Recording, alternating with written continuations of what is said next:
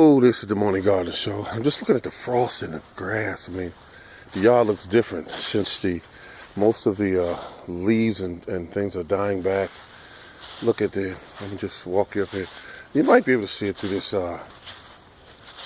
this camera here. It's showing frost all in my garden. All this has got to be cut back. All this. This is all going into compost this year. You got that's the one plant. I can't think of what they call it.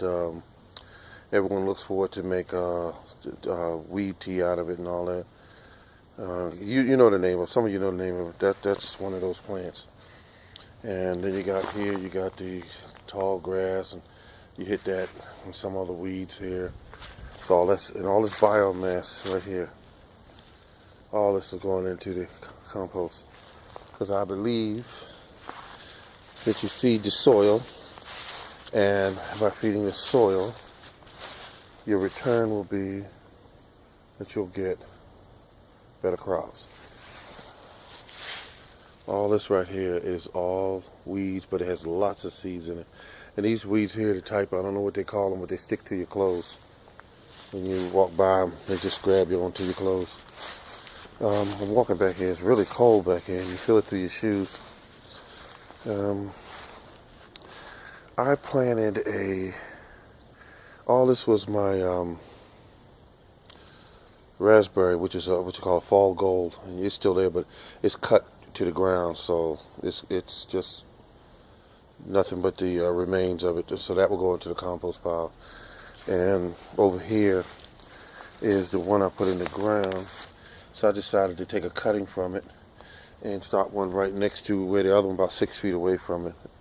That one little piece there, I'm going to keep you updated on it, but that'll grow another full plant. Over here is my other type of raspberry, which all that's been cut back, everything, cut down to the ground, because I want to get nice big berries this year, so I cut it back. And this tree here is still at 33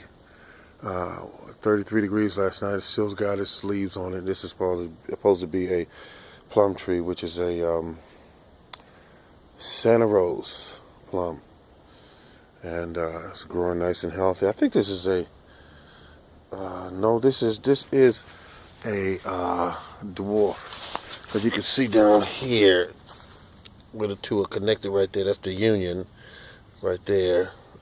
Right there's the union. So this is a dwarf. I'm glad that is a dwarf. This one right here is not a dwarf. And so I'm going to try to keep it cut back. That's a type of pear tree. And this is a Stanley plum. That's a dwarf. And it's about 2 years old in the ground. 2 years actually in this spot. So I hope I get something from it soon.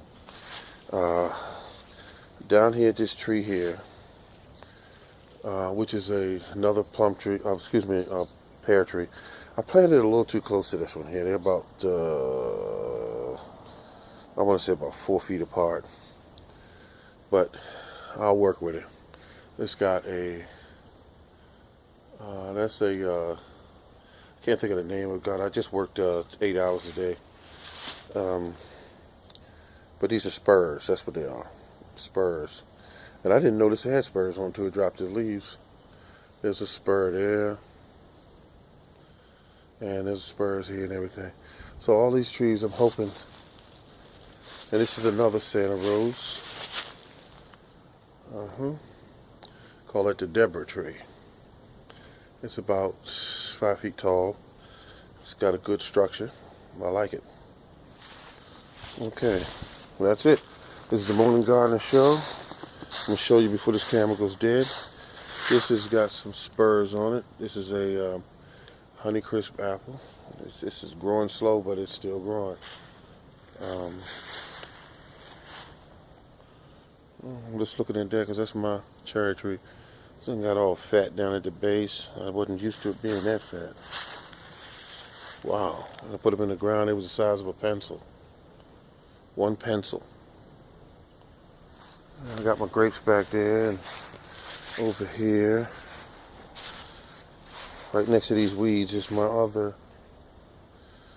Honeycrisp. A lot of rust on it, but it comes back every year nice and strong. This is the Morning Garden Show, showing you off some of his apple trees and plums and peaches and pears.